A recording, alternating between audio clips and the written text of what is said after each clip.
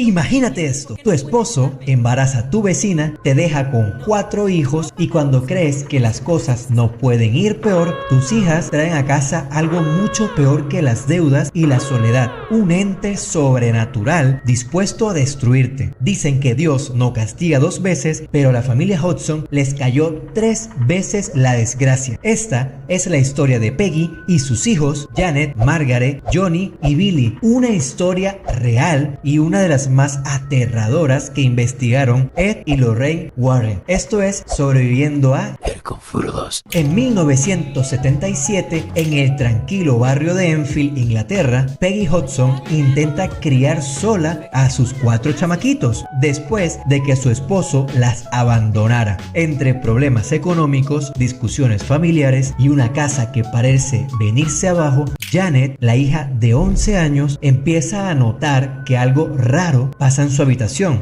Cosas que se mueven solas, golpes que provienen de las paredes y una sensación constante de que alguien la observa. La situación da un giro extraño una noche cuando, por pura curiosidad infantil, Janet y su hermana Margaret deciden jugar a la Ouija en su cuarto. Pero como si fuera un manual de cómo invocar a algo y arruinar tu vida, se olvidan de despedirse del tablero, pensando que no había funcionado. Error. Desde esa noche los fenómenos aumentan, muebles que cambian de lugar frente a sus ojos, puertas que se cierran con fuerza y Janet empezando a hablar con una voz grave y ronca que asegura ser Bill Wilkins, el antiguo dueño de la casa que murió en el sillón donde ella ahora despierta repentinamente en las noches o donde a veces empieza a moverse sola. Hasta este punto de la película tenemos un punto que es muy importante, que es básicamente cuando todo esto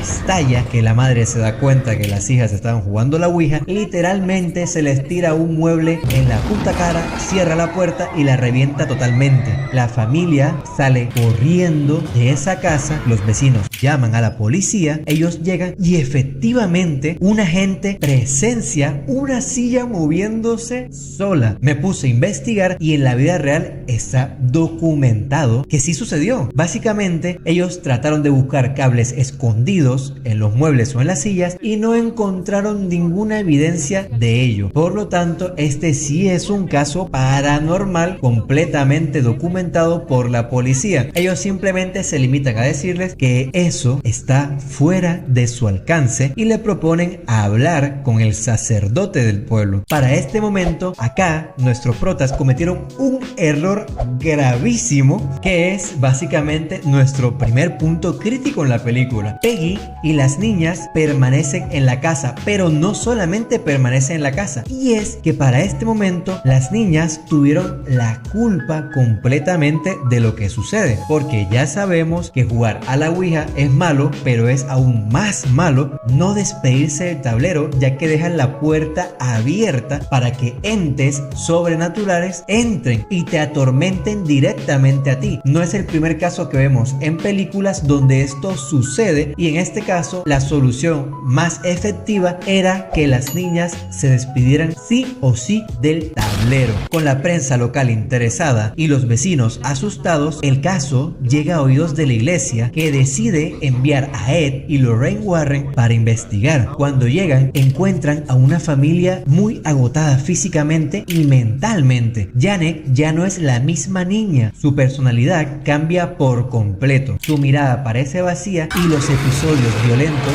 son cada vez más peligrosos. Los Warren descubren que el espíritu de Bill Wilkins no actúa por su cuenta, en realidad es un peón usado por algo mucho más fuerte y malévolo, un demonio con forma de monja llamado Balak. Lorraine empieza a tener visiones inquietantes de este ser apareciendo en pasillos oscuros y hasta dentro de su propia casa burlando alejándose de ella. Mientras tanto, la actividad paranormal alcanza su punto más aterrador. Janet levita frente a testigos, es arrojada contra muebles y empieza a perder completamente el control sobre su cuerpo y su voz. Sin embargo, cuando algunas grabaciones parecen mostrarla fingiendo ciertos eventos, la credibilidad del caso se pone en duda y los Warren son obligados a abandonar la investigación, dejando a la familia sola, justo cuando ellos más lo necesitaban. En este momento tenemos una pista muy importante que nos ayudarán a nuestros protas a ver qué está sucediendo, y es que Lorraine recibe una visión en la que Balak le revela su nombre, y no solamente eso, en esa visión podemos ver en el tablero donde ponen los libros los Warren literalmente el nombre completo del demonio, que en este caso es Balak, regado en unas letras no consecutivas. Entonces, según sus creencias, conocer el nombre del demonio es la única forma de enfrentarlo, por lo menos en esta saga del Conjuro. Hasta este momento llegamos a nuestro segundo punto crítico de la película, y es que los Warren son obligados a dejar la casa por falta de pruebas, lo que deja a la familia sola y expuesta al ataque más peligroso del demonio, y es que el demonio lo que quería era el alma de Janet. Sin embargo, en este punto nuestros protas no pudieron hacer nada más, ya que el demonio estaba nublando a Lorraine con el alma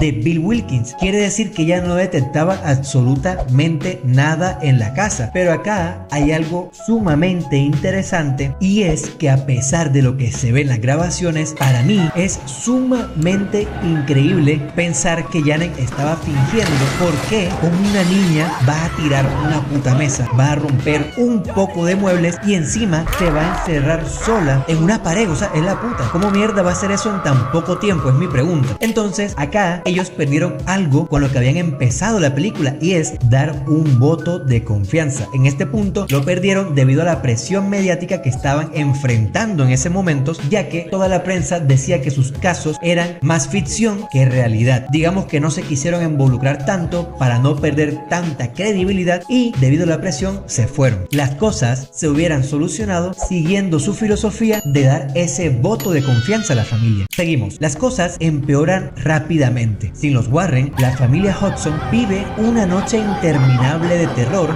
Janet, cada vez más controlada por Balak, se convierte en un peligro para sí misma y para los demás. En medio de una tormenta, Ed regresa junto con Lorraine, descubriendo que Janet está al borde del peligro, básicamente manipulada por el demonio para acabar con su vida. Ed entra a la casa, el demonio lo detona. Lorraine, como ha tenido visiones de su muerte, entra para intentar salvarlo. Llega al segundo piso donde Ed está agarrando a Janet y el demonio aparece en toda la esquina. Justo entra Lorraine, el demonio la tira contra la pared y en un momento de tensión máxima, Lorraine le dice su nombre, el demonio se asusta y se larga. Nuestros protas salvan a la niña, y es que esto es lo que más se le critica a esta película, y es el desenlace tan malo que tuvo, porque si bien es cierto que así se destruyó o se exorcizó al demonio del Conjuro 1, la construcción fue mucho más elaborada que en este caso, donde simplemente siendo un demonio tan fuerte le dice su nombre y se larga al infierno. O sea, qué putada. Pero acá nos llega algo interesante, y es el punto crítico número 3, y es cómo se pudo haber evitado toda esta mierda que sucedió en la película, y es básicamente que las niñas, su puta madre, no hubieran jugado a la perra Ouija, hubieran despedido. Pero esto es típico de personas con bajo nivel emocional, y tenemos que tener en cuenta todo lo que estaba sucediendo en esta familia. Entonces, para el tío sobreviviendo, la culpa principal la tiene el perro de su padre, que las dejó botadas como unas perras, y no contento con eso, se desentendió totalmente con su ex familia y con sus hijas, creando así ese vacío emocional que usa el Lente más adelante para poder poseer a Janet y atormentar a la familia. El caso Enfield se convirtió en uno de los archivos más famosos de los Warren, y aunque muchos intentaron desacreditarlo, los testigos presenciales juran que lo que vieron fue real. ¿Y tú te atreverías a jugar a la Ouija como Janet y Margaret lo hicieron? Ellas lastimosamente tuvieron que pasar una putada para poder sobrevivir a esta película, pero en este caso, como desvelamos cuál fue el error principal de la familia, esta película fue totalmente sobrevivida.